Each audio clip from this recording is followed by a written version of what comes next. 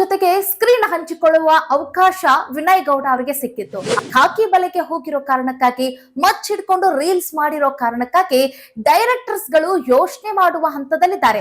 ಇವರನ್ನ ನಾವು ಸಿನಿಮಾದಲ್ಲಿ ಕಂಟಿನ್ಯೂ ಮಾಡ್ಬೇಕಾ ಬೇಡವಾ ಅಂತ ಹೇಳಿ ಯೋಚನೆಯಲ್ಲಿದ್ದಾರಂತೆ. ವಿನಯ್ ಗೌಡ ಮತ್ತೆ ರಜತ್ ಇವತ್ತು ಜಾಮೀನು ಪಡೆದು ಹೊರಗೆ ಬಂದಿದ್ದಾರೆ. ಕಾರಣ ಇಷ್ಟೇ, ಅವ್ರಿಗೆ ಸೋಮವಾರದಿಂದ ಶೂಟಿಂಗ್ ಇದೆ. ಸೊ ಶೂಟಿಂಗ್ ಗೆ ಅಡೆತಡೆ ಆಗಬಾರದು ಅಂತ ಹೇಳಿ ನ್ಯಾಯಾಧೀಶರು ಅವರಿಗೆ ಜಾಮೀನನ್ನ ಕೊಟ್ಟಿದ್ದಾರೆ.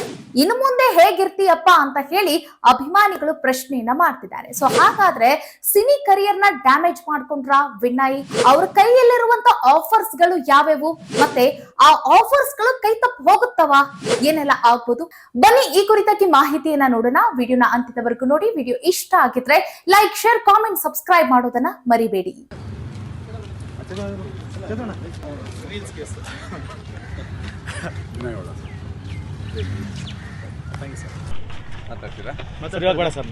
ನಿಮ್ಗೆ ಎಲ್ಲ ಗೊತ್ತಲ್ಲ ಅಲ್ಲ ಇನ್ಸಿಡೆಂಟ್ ಬಿಡುಗಡೆ ಆಗಿದ್ದೀರಿ, ಏನು ಹೇಳ್ತೀರಿ ಸರ್? ಮಾತಾಡೋಣ ಸರ್, ಎಲ್ಲರೂ ಸೇರ್ಕೊಂಡು ಒಂದ್ಸಲಿ ಸಿಕ್ಕಿ ಕ್ಲೀನಾಗಿ ಏನೇನಿದೆ ಎಲ್ಲ ಮಾತಾಡೋಣ. Thank you. ಬಟ್ ಎಲ್ಲರೂ ತುಂಬ ಖುಷಿ ಆಯಿತು, ತುಂಬ ಸಪೋರ್ಟ್ ಮಾಡಿದ್ದೀರಾ. Thank you so much. ನಮಸ್ಕಾರ ವೀಕ್ಷಕರೇ, ಸ್ಮಾರ್ಟ್ ಸ್ಕ್ರೀನ್ ಯೂಟ್ಯೂಬ್ ಚಾನೆಲ್ಗೆ ಸ್ವಾಗತ. ನಾನು ಶ್ವೇತಾ ಕಲಕಣಿ. ಬಿಗ್ ಬಾಸ್ ಎನ್ನುವಂತಹ ಈ ಒಂದು ದೊಡ್ಡ ರಿಯಾಲಿಟಿ ಶೋ ಅದೆಷ್ಟೋ ಕಲಾವಿದರಿಗೆ ವರವಾಗಿದೆ ಅಂತಂದ್ರೂ ಕೂಡ ತಪ್ಪಿಲ್ಲ.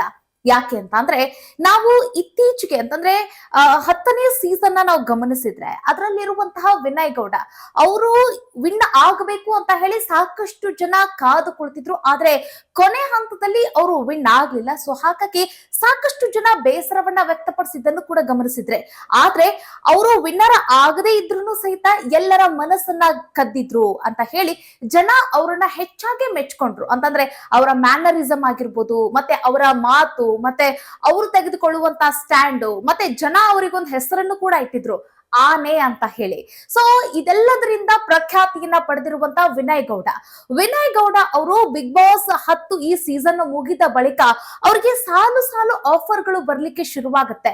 ನೋಡಿ, ದೊಡ್ಡವರ ಜೊತೆಗೆ ಸಿನಿಮಾಗಳನ್ನ ಇವರು ಮಾಡ್ಲಿಕ್ಕೆ ಶುರು ಮಾಡ್ತಾರೆ. ಹೀರೋಗೆ ಎದುರಾಳಿಯಾಗಿ ನಿಂತ್ಕೊಳ್ಳುವಂತಹ ಕ್ಯಾರೆಕ್ಟರ್ ಅಂತಂದ್ರೆ ಅದುವೇ ವಿಲನ್ ಕ್ಯಾರೆಕ್ಟರ್. ನೋಡಿ, ತುಂಬಾ ಪ್ರಮುಖ ಪಾತ್ರಕ್ಕೆ ವಿನಯ್ ಗೌಡ ಅವರು ಸೆಲೆಕ್ಟ್ ಆಗಿದ್ರು. ನೋಡಿ, ಸುದೀಪ್ ಅವ್ರ ಚಿತ್ರನೇ ಆಗಿರ್ಬೋದು, ಉಪೇಂದ್ರ ಅವರ ಚಿತ್ರ, ಮತ್ತೆ ಒಂದಷ್ಟು ಸ್ಟಾರ್ ನಟರ ಚಿತ್ರಗಳಿಗೆ ವಿನಯ್ ಗೌಡ ಅವರು ವಿಲನ್ ಕ್ಯಾರೆಕ್ಟರ್ಗೆ ಅವರು ಆಯ್ಕೆ ಆಗಿದ್ರು. ಕೆಲವೊಂದಷ್ಟು ಸಿನಿಮಾಗಳು ಚಿತ್ರೀಕರಣ ನಡೀತಾ ಇದೆ. ಅದರಲ್ಲೂ ಡೆವಿಲ್ ಚಿತ್ರದಲ್ಲೂ ಕೂಡ ವಿನಯ್ ಗೌಡ ಖಳನಾಯಕನಾಗಿ ನಟಿಸ್ತಾ ಇದ್ದಾರೆ. ಈಗ ಸದ್ಯಕ್ಕೆ ಅದು ಶೂಟಿಂಗ್ ಕೂಡ ನಡೀತಾ ಇದೆ. ಆದ್ರೆ ಇರಲಾರದೆ ಇರುವೆ ಬಿಟ್ಕೊಂಡ್ರು ಅನ್ನೋ ಹಾಗೆ ವಿನಯ್ ಗೌಡ ಅವರ ಕಥೆಯಾಗಿದೆ. ಯಾಕೆ ಅಂತ ಅಂದ್ರೆ, ಈ ಬಾಯ್ಸ್ ವರ್ಸಸ್ ಗರ್ಲ್ಸ್ ಅನ್ನೋ ಈ ಒಂದು ಕಾರ್ಯಕ್ರಮ ತುಂಬಾ ಪ್ರಖ್ಯಾತಿಯನ್ನ ಪಡೆದಿದೆ, ಮತ್ತೆ ತುಂಬಾ ಚೆನ್ನಾಗಿ ಕೂಡ ಓಡ್ತಾ ಇದೆ ಈ ಒಂದು ಕಾರ್ಯಕ್ರಮ. ಈ ಕಾರ್ಯಕ್ರಮದಲ್ಲಿ ಸುಮ್ನೆ ಒಂದು ಕಂಟೆಸ್ಟೆಂಟ್ ಆಗಿ ವಿನಯ್ ಗೌಡ ಅವರು ಗುರುತಿಸ್ಕೊಂಡಿಲ್ಲ. ಆ ಒಂದು ಕಾರ್ಯಕ್ರಮದಲ್ಲಿ ಅವರು ಆ ಶೋ ಅಲ್ಲಿ ಇಲ್ಲ. ಅವ್ರು ಹೇಗಿದ್ದಾರೆ ಅಂತಂದ್ರೆ, ಈ ಗಂಡು ಮಕ್ಕಳ ಒಂದು ಆ ಕ್ಯಾಪ್ಟನ್ ಆಗಿದ್ದಾರೆ. ಆ ಟೀಮ್ ಲೀಡ್ ಮಾಡುವಂತಹ ಕ್ಯಾರೆಕ್ಟರ್ ನಲ್ಲಿದ್ದಾರೆ. ಅಂತಂದ್ರೆ ಆ ಟೀಮ್ ಲೀಡರ್ ಆಗಿದ್ದಾರೆ, ಬಾಯ್ಸ್ ತಂಡದ ಲೀಡರ್. ಸೊ ಇಂತಹ ಒಂದು ದೊಡ್ಡ ಪ್ರಮುಖ ಪಾತ್ರದಲ್ಲಿರುವಂತಹ, ಮತ್ತೆ ದೊಡ್ಡ ಸಿನಿಮಾಗಳಿಗೆ ಆಯ್ಕೆನೂ ಕೂಡ ಆಗಿದ್ದಾರೆ. ದೊಡ್ಡ ಸಿನಿಮಾಗಳಲ್ಲಿ ಈಗ ನಟಿಸ್ತಾ ಇದ್ದಾರೆ. ಚಿತ್ರೀಕರಣದಲ್ಲೂ ಕೂಡ ಈಗ ಅವರು ಭಾಗವಹಿಸ್ತಾ ಇದ್ದಾರೆ. ಸೊ ಇಂತಹ ಸುಸಂದರ್ಭದಲ್ಲಿ ಈ ಬಾಯ್ಸ್ ವರ್ಸಸ್ ಗರ್ಲ್ಸ್ ಕಾರ್ಯಕ್ರಮದಲ್ಲಿ ಒಂದು ಮಚ್ಚು ಹಿಡಿದುಕೊಂಡು ರಜತ್ ಅವರು ಆ ಒಂದು ಪಾತ್ರವನ್ನ ಮಾಡ್ಬೇಕಾಗಿರುತ್ತೆ. ಅಂತಂದ್ರೆ ದರ್ಶನ್ ಅವರ ಒಂದು ಕ್ಯಾರೆಕ್ಟರ್ ಅವರ ಹಾಕಿಕೊಂಡು ಬಂದು ಅವ್ರು ಹೆಂಗೆ ಸೇಮ್ ಲಾಂಗ್ ಹಿಡ್ಕೊಂಡು ಬರ್ತಾರಲ್ಲ, ಸೊ ಹಾಗೆ ಆ ರೀತಿಯಾಗಿ ಅವರು ಆಕ್ಟ್ ಮಾಡಿದ್ರು ರಜತ್ ಅವರು. ಆ ಕಾರ್ಯಕ್ರಮಕ್ಕೆ ಅವ್ರು ಏನ್ ಕೊಡ್ಬೇಕು ಅದನ್ನ ಕೊಟ್ಟ ನಂತರ ಇವರು ಸುಮ್ನಿರ್ಬೇಕಾಗಿತ್ತು, ಸುಮ್ನಿರ್ಲಿಲ್ಲ. ಹೊರಗೆ ಬಂದ ನಂತರ ಇವರಿಬ್ರು ಏನ್ ಮಾಡ್ತಾರೆ ಅಂತಂದ್ರೆ, ರೀಲ್ಸ್ ಮಾಡೋಣ, ಹೇಗಿದ್ರು ಕೂಡ ಕಾಸ್ಟ್ಯೂಮ್ಸ್ ಇದೆ, ಒಳ್ಳೆ ಚೆನ್ನಾಗಿರೋ ಕಾಸ್ಟ್ಯೂಮ್ಸ್ ಇದೆ, ಅದರ ಜೊತೆಗೆ ಪ್ರಾಪರ್ಟಿ ಇದೆ, ಮಚ್ಚಿದೆ ಕೈಯಲ್ಲಿ. ಸೊ ಹೀಗಾಗಿ ರೀಲ್ಸ್ ಮಾಡೋಣ ಅಂತ ಹೇಳಿ ಇವರಿಬ್ರು ಪ್ಲಾನ್ ಮಾಡ್ಕೊಂಡು ರೀಲ್ಸ್ ಮಾಡ್ತಾರೆ. ಆದ್ರೆ ಅವರಿಬ್ರು ಬಳಕೆ ಮಾಡಿರುವಂತ ಆ ಮಚ್ಚಿತ್ತಲ್ಲ, ಸೊ ಈಗ ಆ ಮಚ್ಚೆ ಈಗ ವಿನಯ್ ಗೌಡ ಅವರ ಈ ಒಂದು ಕ್ಯಾರೆಕ್ಟರ್ಗೆ ಮಸಿ ಬಳಿಯುವಂತಾಗಿದೆ. ಈಗ ಕೈಯಲ್ಲಿರುವಂತ ಈ ಎಲ್ಲ ಆಫರ್ಸ್ ಗಳು ಬಿಟ್ಟು ಹೋಗುವ ಸ್ಥಿತಿಯಲ್ಲೂ ಕೂಡ ಇದೆ ಅಂತಂದ್ರೂ ಕೂಡ ತಪ್ಪಾಗಂಗಿಲ್ಲ. ಯಾಕಂತಂದ್ರೆ ನಿರ್ದೇಶಕರು ಯಾವಾಗ ಹೆಂಗ್ ಮನಸ್ಸು ಚೇಂಜ್ ಮಾಡ್ತಾರೋ ಗೊತ್ತಿಲ್ಲ. ಕೆಲವೊಂದಿಷ್ಟು ಚಿತ್ರಗಳು ಈಗ ಚಿತ್ರೀಕರಣ ನಡೀತಾ ಇರೋ ಕಾರಣಕ್ಕಾಗಿ ಆ ಚಿತ್ರದಲ್ಲಿ ವಿನಯ್ ಗೌಡ ಅವರನ್ನ ತೆಗೆದು ಹಾಕಲಾಗುತ್ತೆ ಅಂತ ಹೇಳಕ್ ಆಗಂಗಿಲ್ಲ. ಯಾಕಂದ್ರೆ ಈಗ ಆಲ್ರೆಡಿ ಚಿತ್ರೀಕರಣ ಆಗಿರತ್ತಲ್ವಾ. ಸೊ ಹೀಗಾಗಿ ಬಟ್ ಮುಂದೆ ಬರುವಂತಹ ಚಿತ್ರಗಳಿಗೆ ಉಪೇಂದ್ರ ಅವರ ಮುಂಬರುವಂತಹ ಸಿನಿಮಾ ಮತ್ತೆ ಸುದೀಪ್ ಅವರ ಮುಂಬರುವಂತಹ ಸಿನಿಮಾಗೆ ವಿನಯ್ ಗೌಡ ಅವರೇ ಖಳನಾಯಕನಾಗಿ ಆಯ್ಕೆ ಆಗಿದ್ದಾರೆ. ಸೊ ಈ ಎಲ್ಲಾ ಆಫರ್ ಗಳು ಕೈಯಲ್ಲಿ ಇರುವಂತಹ ಸಂದರ್ಭದಲ್ಲಿ ಈ ಮಚ್ಚೆ ಹಿಡ್ಕೊಂಡು ಅವರು ರೀಲ್ಸ್ ಮಾಡೋ ಅವಶ್ಯಕತೆ ಇತ್ತ? ಇಷ್ಟೊಂದು ಪ್ರಜ್ಞಾವಂತರಾಗಿರುವಂತಹ ವಿನಯ್ ಗೌಡ ಅವರು ಮತ್ತೆ ಅಭಿಮಾನಿಗಳನ್ನ ಹೊಂದಿರುವಂತಹ ವಿನಯ್ ಗೌಡ ಅವರು ಹೀಗ್ ಮಾಡಿದ್ದು ಸರಿಯೇ ಅಂತ ಹೇಳಿ ಜನ ಪ್ರಶ್ನೆ ಮಾಡ್ತಾ ಇದ್ದಾರೆ. ಎಸ್, ವಿನಯ್ ಗೌಡ ಮತ್ತೆ ರಜತ್ ಅವರು ಆ ರೀಲ್ಸ್ ಒಂದರಲ್ಲಿ ರಿಯಲ್ ಮಚ್ಚನ ಬಳಕೆ ಮಾಡಿದ್ದಾರೆ ಅಂತ ಹೇಳಿ ಆ ರೀಲ್ಸ್ ಏನು ಬುಜ್ಜಿ ಅಕೌಂಟ್ಗೆ ಅಪ್ಲೋಡ್ ಆಯ್ತಲ್ಲ, ಅಪ್ಲೋಡ್ ಆಗಿದ ತಕ್ಷಣಕ್ಕೆ ಪೊಲೀಸರು ಏನ್ ಮಾಡ್ತಾರೆ, ಇವರಿಬ್ಬರನ್ನು ಕೂಡ ವಿಚಾರಣೆಗೆ ಒಳಪಡಿಸ್ತಾರೆ.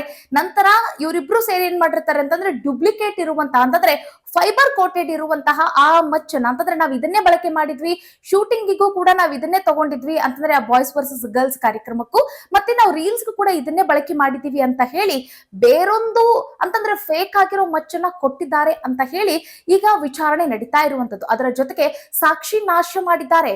ಇವರು ಉಪಯೋಗ ಮಾಡಿರುವಂತಹ ಆ ರಿಯಲ್ ಮಚ್ಚನ್ನ ಬಿಟ್ಟು ಬೇರೊಂದು ಮಚ್ಚನ್ನ ನಮ್ಮ ಕೈ ಕೊಟ್ಟಿದ್ದಾರೆ, ಪ್ರೊಡ್ಯೂಸ್ ಮಾಡಿದ್ದಾರೆ ಅಂತ ಹೇಳಿ ಈಗ ಇವ್ರ ಮೇಲೆ ಆರೋಪ ಇರುವಂತದ್ದು. ಅದರ ಜೊತೆಗೆ ಸಾಕ್ಷಿ ನಾಶ ಮಾಡಿದ್ದಾರೆ ಅನ್ನೋ ಒಂದು ಆರೋಪವೂ ಕೂಡ ಇದೆ.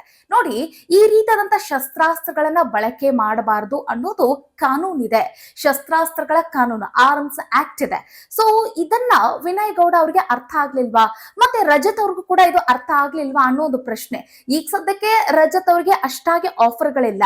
ಮತ್ತೆ ಈಗ ಒಂದು ಬಾಯ್ಸ್ ವರ್ಸಸ್ ಗರ್ಲ್ಸ್ ಕಾರ್ಯಕ್ರಮದಲ್ಲಿ ಅವರು ಗುರುತಿಸ್ಕೊಳ್ತಿದ್ದಾರೆ, ಕಾಣಿಸ್ಕೊಳ್ತಿದ್ದಾರೆ. ಈ ಬಿಗ್ ಬಾಸ್ ಕಾರ್ಯಕ್ರಮದಲ್ಲೂ ಸಹಿತ ಅವರು 50 ದಿನ ಪೂರೈಸಿದ ನಂತರ ಅವ್ರು ಬಂದಿದ್ರು. ಮತ್ತೆ ಅವ್ರಿಗೊಂದು ಒಂದು ಒಳ್ಳೆಯ ಖ್ಯಾತಿ ಕೂಡ ಸಿಕ್ತು ಅಂತಂದ್ರೂ ಕೂಡ ತಪ್ಪಿಲ್ಲ. ಅವರ ಮ್ಯಾನರಿಸಮ್ ಆಗಿರ್ಬೋದು ಮತ್ತೆ ಅವರ ಇನ್ಸ್ಟೆಂಟ್ ಆಗಿ ಮಾಡುವಂತ ಆ ಕಾಮಿಡಿಗಳೇ ಆಗಿರ್ಬೋದು. ಸೊ ಇದೆಲ್ಲದಕ್ಕೂ ಕೂಡ ಅವರು ಹೆಚ್ಚಾಗಿ ಅಭಿಮಾನಿಗಳನ್ನ ಹೊಂದಿದ್ದಾರೆ. ವಿನಯ್ ಗೌಡ ಅವ್ರನ್ನ ಕಂಪೇರ್ ಮಾಡಿದ್ರೆ ರಜತ್ ಅವರಿಗೆ ಅಷ್ಟಾಗಿ ಈ ಸಿನಿಮಾಗಳ ಆಫರ್ ಗಳು ಬಂದಿಲ್ಲ ಈಗ ಸದ್ಯಕ್ಕೆ. ಬಟ್ ವಿನಯ್ ಗೌಡ ಅವ್ರಿಗೆ ಕೈಯಲ್ಲಿ ಈಗ ಆಫರ್ ಗಳಿದೆ, ಸಿನಿಮಾಗಳ ಆಫರ್ ಇದೆ. ಮುಂದೆ ಅವ್ರಿಗೆ ಇನ್ನೂ ಹೊಸ ಹೊಸ ಸಿನಿಮಾಗಳಿಗೆ ಆಯ್ಕೆ ಮಾಡ್ಕೊಳ್ಬೇಕು ಅಂತ ಹೇಳಿ ನಿರ್ದೇಶಕರು ವೈಟಿಂಗ್ ಅಲ್ಲಿ ಇದ್ದಾರೆ. ಮತ್ತೆ ಯೋಚನೆ ಮಾಡ್ತಾ ಇರುವಂತಹ ಸಂದರ್ಭದಲ್ಲಿ ವಿನಯ್ ಗೌಡ ಅವರು ಹೀಗ್ ಮಾಡಬಹುದಾಗಿತ್ತಾ ಅಂತ ಹೇಳಿ ಜನ ಈಗ ಪ್ರಶ್ನೆ ಮಾಡ್ತಾ ಇದ್ದಾರೆ. ಅದರ ಜೊತೆಗೆ ಅಸಮಾಧಾನವನ್ನು ಕೂಡ ವ್ಯಕ್ತಪಡಿಸಿದ್ದಾರೆ. ನೀವು ನೋಡಿದ್ರೆ ಅನ್ಸುತ್ತೆ, ಇವರು ಬಿಗ್ ಬಾಸ್ ಸೀಸನ್ 10ರಲ್ಲಿ ಅತಿ ಹೆಚ್ಚು ಪ್ರಖ್ಯಾತಿಯನ್ನ ಗಳಿಸಿದ್ರು. ಆ ಹುಡುಗರ ತಂಡದಲ್ಲಿ ಅಂತಂದ್ರೆ ಯಾರೆಲ್ಲ ಈ ಕಾರ್ತಿಕ್ ಅವರೇ ವಿನ್ನರ್ ಆಗಿರುವಂತ ಕಾರ್ತಿಕ್ಕಿಂತ ಅತಿ ಹೆಚ್ಚು ಖ್ಯಾತಿಯನ್ನ ಗಳಿಸಿದವ್ರು ಯಾರು ಆ ಸೀಸನ್ ಅಲ್ಲಿ ಅಂತಂದ್ರೆ ನೀವು ವಿನಯ್ ಗೌಡ ಅವರ ಹೆಸರೇ ತಳಕ್ ಹಾಕೊಳ್ಳುತ್ತೆ. ಯಾಕಂತಂದ್ರೆ ವಿನಯ್ ಗೌಡ ಅವರ ಮಾತು ಮತ್ತೆ ಅವರು ನಡೆದುಕೊಳ್ತಿರೋ ರೀತಿ ಮತ್ತೆ ಅವರ ಆಟಗಳು ಮತ್ತೆ ಸಂಗೀತ ಜೊತೆ ಅವರು ಯಾವ ರೀತಿಯಾಗಿ ಕೌಂಟರ್ ಅಟ್ಯಾಕ್ ಮಾಡ್ತಿದ್ರು, ಸೊ ಯಾವಾಗ ಎಲ್ಲಿ ಹೇಗಿರ್ಬೇಕು ಅನ್ನೋದು ತುಂಬಾ ಚೆನ್ನಾಗಿ ಸ್ಟಡಿ ಮಾಡಿದ್ರು ವಿನಯ್ ಗೌಡ ಅವರು. ಸೊ ಅಷ್ಟೊಂದು ಪ್ರಬುದ್ಧರಾಗಿರುವಂತಹ ವಿನಯ್ ಗೌಡ ಅವರು ಹೀಗ್ ಮಾಡಿದ್ರಲ್ಲ ಅಂತ ಹೇಳಿ ಜನ ಬೇಸರವನ್ನ ವ್ಯಕ್ತಪಡಿಸಿದ್ದಾರೆ. ಹಾಗೆ ಅವರ ಅಭಿಮಾನಿಗಳ ವಿಚಾರಕ್ಕೆ ಅಂತ ಬಂದ್ರೆ ನೀವು ಒಂದು ಅರ್ಥ ಮಾಡ್ಕೊಳ್ಳಿ, ಅವರೆಷ್ಟು ಸೂಕ್ಷ್ಮವಾಗಿದ್ರು ವಿನಯ್ ಗೌಡ ಅವರ ಒಂದು ವಿಚಾರದಲ್ಲಿ ಅಂತಂದ್ರೆ ವಿನಯ್ ಗೌಡ ಅವರು 4th ರನ್ನರ್ ಅಪ್ ಗೆ ಅವರು ಎವಿಕ್ಟ್ ಆಗ್ತಾರೆ. ಸೊ ಆ ಸಂದರ್ಭದಲ್ಲಿ ನೀವು ಗಮನಿಸಿರ್ಬೋದು, ಇಡೀ ಕರ್ನಾಟಕ ಜನತೆ ಅವ್ರಿಗೆ ಯಾವ ರೀತಿಯಾಗಿ ರೆಸ್ಪಾಂಡ್ ಮಾಡಿತ್ತು. ಅವರೇ ವಿನ್ನರ್ ಆಗ್ತಾರೆ ಅಂತ ಹೇಳಿ ಕಾದಿದ್ದಂತಹ ಜನತೆ. ಒಂದು ಕಾರ್ತಿಕ್ ಏನಾದ್ರೂ ವಿನ್ನರ್ ಆದ್ರೆ ರನ್ನರ್ ಅಪ್ ಆಗಿ ವಿನಯ್ ಗೌಡ ಅವ್ರು ಆಗ್ತಾರೆ, ಅಥವಾ ವಿನ್ನರ್ ಆಗಿ ವಿನಯ್ ಆದ್ರೆ ರನ್ನರ್ ಅಪ್ ಆಗಿ ಕಾರ್ತಿಕ್ ಆಗ್ತಾರೆ. ಈ ರೀತಿಯಾದಂತಹ ಮನಸ್ಥಿತಿಯನ್ನ ಜನ ಇಟ್ಕೊಂಡಿದ್ರು ಅವತ್ತು. ಬಟ್ ಅವತ್ತೇನಾಯ್ತು, ರನ್ನರ್ ಅಪ್ ಅಂತ ಅನ್ನೋದಕ್ಕಿಂತ 4th ರನ್ನರ್ ಅಪ್ ಆಗಿ ಎವಿಕ್ಟ್ ಆಗಿರುವಂತಹ ವಿನಯ್ ಗೌಡ ಅವರ ವಿಚಾರವಾಗಿ ಜನ ತುಂಬಾ ಬೇಸರವನ್ನ ವ್ಯಕ್ತಪಡಿಸಿದ್ರು. ಬಿಗ್ ಬಾಸ್ ತಂಡದ ವಿರುದ್ಧವಾಗಿ ಆಕ್ರೋಶವನ್ನು ವ್ಯಕ್ತಪಡಿಸಿದ್ರು, ಬೇಸರ ಆಗಿದ್ರು. ಸೊ ಅಂತಹ ನಾಯಕ, ಅಂತಹವರಿಗೆ, ಅಂತಹ ಕಂಟೆಸ್ಟೆಂಟ್ಗೆ ಮೋಸ ಮಾಡ್ಬಿಟ್ರಲ್ಲ ಅಂತ ಹೇಳಿ ಆ ಬಿಗ್ ಬಾಸ್ ತಂಡಕ್ಕೆ ಹಿಡಿ ಶಾಪವೂ ಕೂಡ ಹಾಕಿದ್ರು. ಸೊ ಇಷ್ಟೆಲ್ಲಾ ಪ್ರೀತಿ ಗಳಿಸಿರುವಂತಹ ವಿನಯ್ ಗೌಡ ಅವರು ನೀವ್ ಯಾಕೆ ಹೀಗ್ ಮಾಡಿದ್ರಿ ಅನ್ನೋದು ಈಗ ನಿಮ್ಮ ಅಭಿಮಾನಿಗಳ ಪ್ರಶ್ನೆ ಇದಾಗಿದೆ. ವಿನಯ್ ಗೌಡ ಅವರು 3 ದಿನಗಳ ಕಾಲ ನ್ಯಾಯಾಂಗ ಬಂಧನದಲ್ಲಿದ್ರು, ವಿಚಾರಣೆಯನ್ನ ಮಾಡ್ತಾ ಇದ್ರು ಈ ಒಂದು ಸಾಕ್ಷಿ ನಾಶದ ಕುರಿತಾಗಿ ಮತ್ತೆ ಈ ಶಸ್ತ್ರಾಸ್ತ್ರಗಳನ್ನ ಬಳಕೆ ಮಾಡಿ ರೀಲ್ಸ್ ಮಾಡಿರೋ ಕಾರಣಕ್ಕಾಗಿ. ಗಮನಿಸಿದ್ರೆ ನೀವು ಯಾವ ರೀತಿಯಾಗಿ ರೀಲ್ಸ್ ಮಾಡಿ ಸೋಷಿಯಲ್ ಮೀಡಿಯಾದಲ್ಲಿ ಅಪ್ಲೋಡ್ ಮಾಡಿದ್ರಲ್ಲ, ಸೊ ಆ ವಿಚಾರವಾಗಿ ವಿಚಾರಣೆ ನಡೀತಾ ಇತ್ತು. ಅವರನ್ನ ನ್ಯಾಯಾಂಗ ಬಂಧನಕ್ಕೆ ಒಳಪಡಿಸಿದ್ರು, ಜೇಸಿಗೆ ಕೊಟ್ಟಿದ್ರು ಅವರನ್ನ. ನಂತರ ಏನು ಅಂತಂದ್ರೆ ಇವರು ಒಂದು ಅರ್ಜಿನ ಸಲ್ಲಿಸಿದ್ರು. ಏನಂತ ಅಂತಂದ್ರೆ ಜಾಮೀನು ಅರ್ಜಿಯನ್ನ ಸಲ್ಲಿಕೆಯನ್ನ ಮಾಡಿದ್ರು ವಿನಯ್ ಗೌಡ ಮತ್ತೆ ರಜತ್ ಅವರು. ಕಾರಣ ಏನು ಅಂತಂದ್ರೆ ಇವ್ರಿಗೆ ಈಗ ಸದ್ಯಕ್ಕೆ ಶೂಟಿಂಗ್ ಇದೆ. ಸೋಮವಾರದಿಂದ ವಿನಯ್ ಗೌಡ ಶೂಟಿಂಗಿಗೆ ಹೋಗ್ಬೇಕು. ಸೊ ಈ ಸಂದರ್ಭದಲ್ಲಿ ಇವರು ಜೈಲಿನಲ್ಲಿ ಇದ್ರೆ ಅದರ ಜೊತೆಗೆ ನನಗೆ ಬಂದಿರುವಂತ ಈ ಅವಕಾಶಗಳೆಲ್ಲ ಹಿಂಗೆ ಕೈ ತಪ್ಪಿ ಹೋಗ್ಬಿಡತ್ತೆ. ಸೊ ಹೀಗಾಗಿ ಮನವಿಯನ್ನ ಮಾಡ್ಕೊಳ್ತೀನಿ, ವಿನಮ್ರ ಮನವಿಯನ್ನ ಮಾಡ್ಕೊಳ್ತೀನಿ, ನನಗೆ ಅವಕಾಶ ಕೊಡಿ, ನನಗೆ ಜಾಮೀನು ಕೊಡಿ ಅಂತ ಹೇಳಿ ನ್ಯಾಯಾಧೀಶರ ಮುಂದೆ ಇವರು ಮೊರೆ ಇಟ್ಟಿದ್ರು. ಸೊ ಹೀಗಾಗಿ ಅವರ ಒಂದು ಮಾತಿಗೆ ಮತ್ತೆ ಕೆಲಸ ಇದೆ, ಮತ್ತೆ ಶೂಟಿಂಗ್ ನಡೀತಾ ಇದೆ, ಸೊ ಅದಕ್ಕೆ ಯಾವುದಕ್ಕೂ ಕೂಡ ತಡೆ ಮಾಡೋದು ಬೇಡ ಅಂತ ಹೇಳಿ ನ್ಯಾಯಾಧೀಶರು ಕೂಡ ಅವ್ರಿಗೆ ಜಾಮೀನನ್ನ ಕೊಟ್ಟಿದ್ದಾರೆ. ಅದರಲ್ಲೂ ಷರತ್ತುಬದ್ಧ ಜಾಮೀನನ್ನ ಕೊಟ್ಟಿದ್ದಾರೆ. ವಿಚಾರಣೆ ನಡೀತಾ ಇರತ್ತೆ. ಯಾವ್ಯಾವಾಗ ವಿಚಾರಣೆ ನಡೀತಾ ಇರತ್ತಲ್ಲ ಆಗಾಗ ವಿನಯ್ ಗೌಡ ಬಂದ್ ಹೋಗ್ತಾ ಇರ್ಬೇಕು. ರಜತ್ ಅವರು ಕೂಡ ಅಷ್ಟೇ ಬಂದ್ ಹೋಗ್ತಾ ಇರ್ಬೇಕಾಗಿರುತ್ತೆ. ಬಟ್ ಈಗ ಸದ್ಯಕ್ಕೆ ಷರತ್ತುಬದ್ಧ ಜಾಮೀನಿನ ಮೇರೆಗೆ ಈಗ ವಿನಯ್, ರಜತ್ ಇವರಿಬ್ರು ಸೇರಿ ಇಂದು ಆಚೆ ಬಂದಿದ್ದಾರೆ. ಅದನ್ನ ನೀವು ಗಮನಿಸಬಹುದು. ಸೊ ಒಟ್ಟಿನಲ್ಲಿ ಈಗ ವಿನಯ್ ಗೌಡ ಅವರು ಈ 3 ದಿನಗಳ ವನವಾಸದ ನಂತರ ಈಗ ಹೊರಗಡೆ ಬಂದಿರೋ ಕಾರಣಕ್ಕಾಗಿ ಅವರ ಅಭಿಮಾನಿಗಳು ಖುಷಿಯನ್ನ ವ್ಯಕ್ತಪಡಿಸಿದ್ದಾರೆ. ಬಟ್ ಇನ್ನು ಮುಂದೆ ಈ ರೀತಿಯಾಗಿ ಮಾಡಬೇಡಿ ಅಂತಾನು ಕೂಡ ರಿಕ್ವೆಸ್ಟ್ ಮಾಡ್ತಿದ್ದಾರೆ. ನಂತರ ನೋಡೋಣ ವಿನಯ್ ಗೌಡ ಅವರು ಇನ್ ಮುಂದೆ ಅವ್ರು ಹೇಗಿರ್ತಾರೆ ಅಂತ ಹೇಳಿ. ಬಟ್ ಇನ್ನೊಂದು ಏನಂತಂದ್ರೆ ಈ ರಜತ್ ಅವರ ಬಗ್ಗೆ ಸ್ವಲ್ಪ ಅಸಮಾಧಾನ ಇದೆ. ಒಂಥರ ಯಾವಾಗ್ಲೂ ಕೂಡ ಒಂದ್ ಸ್ವಲ್ಪ ಅವರು ಬಿಹೇವಿಯರ್ ಹೆಂಗಂತಂದ್ರೆ ರಫ್ ಅಂಡ್ ಟಫ್ ಆಗೇ ಇರುತ್ತೆ. ಬಟ್ ವಿನಯ್ ಗೌಡ ಅವ್ರು ಹೆಂಗಂತಂದ್ರೆ ಎಲ್ಲದರ ಬಗ್ಗೆ ಕೂಡ ನಾಜೂಕಾಗಿ ಅವರು ಅರ್ಥ ಮಾಡ್ಕೊಳ್ತಾರೆ. ಬಟ್ ವಿನಯ್ ಗೌಡ ರಜತ್ ಜೊತೆ ಸೇರ್ಕೊಂಡಿದ್ದಕ್ಕೆ ಹಿಂಗಾಗ್ಬಿಡ್ತು ಅಂತ ಹೇಳಿ, ಅಚಾತುರ್ಯ ಆಯ್ತು ಅಂತ ಹೇಳಿ ಜನ ಮಾತಾಡ್ತಿದ್ದಾರೆ. ಬಟ್ ಅದ್ ಯಾವ್ದು ಕೂಡ ನಾವ್ ಅದನ್ನ ಯೋಚನೆ ಮಾಡಕ್ ಆಗಂಗಿಲ್ಲ. ಅವ್ರವ್ರ ಫ್ರೆಂಡ್ಶಿಪ್ ಹೆಂಗೆಂಗೋ ಹಂಗಂಗೆ. ಬಟ್ ಏನಂತಂದ್ರೆ ಈ ರೀತಿಯಾದಂತ ಸೂಕ್ಷ್ಮ ವಿಚಾರಗಳನ್ನ ಅರ್ಥ ಮಾಡ್ಕೊಂಡು ಇವರು ಒಂದ್ ಸ್ಟೆಪ್ ಅನ್ನ ಮುಂದಿಡ್ಬೇಕಾಗತ್ತೆ. ಈ ರೀತಿ ರೀಲ್ಸ್ ಮಾಡಕ್ಕಾಗತ್ತೆ ಅಂತ ಹೇಳಿ ಮಚ್ಚಿಡ್ಕೊಂಡು ರೀಲ್ಸ್ ಮಾಡೋದು ಅದ್ಯಾವುದು ಕೂಡ ಸರಿ ಹೊಂದೋದಿಲ್ಲ. ಮತ್ತೆ ಅವರ ಜೀವನಕ್ಕೆ ತಾವೇ ಈ ರೀತಿಯಾದಂತ ಕೊಡ್ಲಿ ಏಟ್ ಹಾಕಿಕೊಂಡ ಹಂಗಾಗತ್ತೆ. ಹಾಗೆ ಆಫರ್ಸ್ ಗಳಿದೆ ವಿನಯ್ ಗೌಡ ಅವರ ಕೈಯಲ್ಲಿ ಅಂತ ಹೇಳಿದ್ನಲ್ಲ, ಯಾವೆಲ್ಲ ಆಫರ್ಸ್ ಗಳು ಅನ್ನೋದನ್ನ ಒಂದೊಂದಾಗಿ ನೋಡ್ತಾ ಹೋಗೋಣ ಬನ್ನಿ. ನೋಡಿ, ವಿನಯ್ ಕೈಯಲ್ಲಿ ಸಾಲು ಸಾಲು ಸಿನಿಮಾ ಆಫರ್ ಗಳಿತ್ತು. ಅದರಲ್ಲೂ ದರ್ಶನ್, ಸುದೀಪ್, ಉಪೇಂದ್ರ ಸಿನಿಮಾಗಳಲ್ಲಿ ಖಳನಾಯಕನಾಗಿ ನಟಿಸುವಂತಹ ಪಾತ್ರ ವಿನಯ್ ಗೌಡ ಅವರಿಗೆ ಸಿಕ್ಕಿತ್ತು. ಮತ್ತೆ ಸದ್ಯ ದರ್ಶನ್ ಅವರ ನಟನೆಯ ಡೆವಿಲ್ ಚಿತ್ರದ ವಿಲನ್ ಇದೇ ವಿನಯ್ ಅವರೇ ಅವರು ಖಳನಾಯಕನಾಗಿ ಪಾತ್ರವನ್ನ ನಿರ್ವಹಣೆ ಮಾಡ್ತಾ ಇದ್ರು.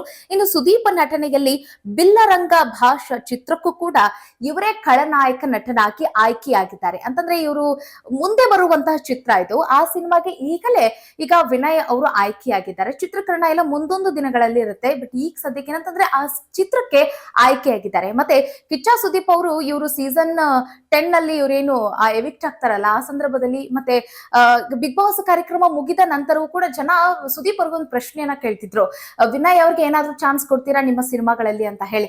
ಅವಾಗ ಖಂಡಿತವಾಗ್ಲೂ ಕೊಡ್ತೀವಿ ಅಂತ ಹೇಳಿ ಅವರು ಭಾಷೆಯನ್ನ ಕೊಟ್ಟಿದ್ರು. ಅದೇ ಮಾತಿನಂತೆ ದರ್ಶನ್ ಅವರು ವಿನಯ್ ಗೌಡ ಅವರಿಗೆ ಖಳನಾಯಕನ ಪಾತ್ರವನ್ನ ಕೊಟ್ಟಿದ್ದಾರೆ. ಸೊ ಆದ್ರೆ ನಮ್ಮ ವಿನಯ್ ಅವರಿಗೆ ಅದನ್ನ ಉಳಿಸ್ಕೊಳಕ್ ಆಗ್ತಿಲ್ವಾ ಏನೋ ಅನ್ನೋ ಒಂದು ಪ್ರಶ್ನೆ.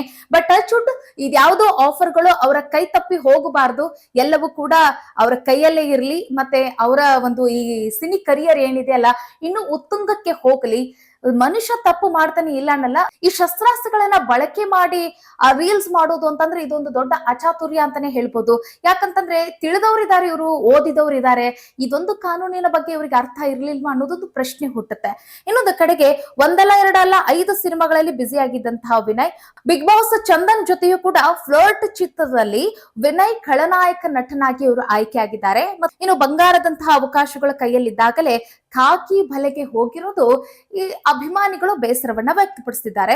ಈ ಬೆಳವಣಿಗೆ ನಂತರ ಖಾಕಿ ಬಲೆಗೆ ಸಿಕ್ಕಿರುವಂತಹ ವಿನಯ್ನ ಈ ಬೆಳವಣಿಗೆ ನಂತರ ಡೈರೆಕ್ಟರ್ಸ್ ಗಳು ಯೋಚನೆ ಮಾಡುವ ಹಂತಕ್ಕೆ ಬಂದಿದ್ದಾರೆ. ಏನಾಗುತ್ತೆ ಏನ್ ಬಿಡತ್ತೆ ಅನ್ನೋದನ್ನೆಲ್ಲ ನಾವು ಕಾದ್ ನೋಡ್ಬೇಕಾಗತ್ತೆ. ಬಟ್ ಏನಂತಂದ್ರೆ ಅವರು ಈಗೇನ್ ತಪ್ಪು ಮಾಡಿದಾರಲ್ಲ ಮುಂದೊಂದು ದಿನ ಈ ರೀತಿಯಾದಂತ ತಪ್ಪುಗಳು ಆಗದಂತೆ ಅವರು ನಡೆದುಕೊಳ್ಳಿ, ಜವಾಬ್ದಾರಿಯುತವಾಗಿ ನಡೆಯಲಿ ಅನ್ನೋದು ನಮ್ಮ ಆಶಯ. ಮತ್ತೆ ಈ ಎಲ್ಲಾ ಪಾತ್ರಗಳು ಅವರ ಕೈ ತಪ್ಪಿ ಹೋಗಬಾರದು, ಮತ್ತೆ ಅವರ ಸಿನಿ ಕರಿಯರ್ ಇನ್ನಷ್ಟು ಉತ್ತುಂಗಕ್ಕೆ ಹೋಗಲಿ ಅನ್ನೋದು ಕೂಡ ನಮ್ಮ ಅಭಿಪ್ರಾಯ ಅಂತ ಹೇಳ್ತಾ ಮುಂದಿನ ವಿಡಿಯೋದಲ್ಲಿ ಮತ್ತೊಂದು ವಿಶೇಷ ವಿಚಾರದೊಂದಿಗೆ ಸಿಗೋಣ. ಅಲ್ಲಿವರೆಗೂ ವಿನಯ್ ಗೌಡ ಅವರು ಮಾಡಿದ್ದು ಸರಿಯೇ, ರಜತ್ ಅವರು ಮಾಡಿದ್ದು ಸರಿಯೇ, ಈ ಕುರಿತಾಗಿ ನಿಮ್ಗೆ ಏನ್ ಅನಿಸ್ತು ಕಾಮೆಂಟ್ ಮಾಡೋದನ್ನ ಮರಿಬೇಡಿ. ಸಿಗೋಣ, ನಮಸ್ಕಾರ.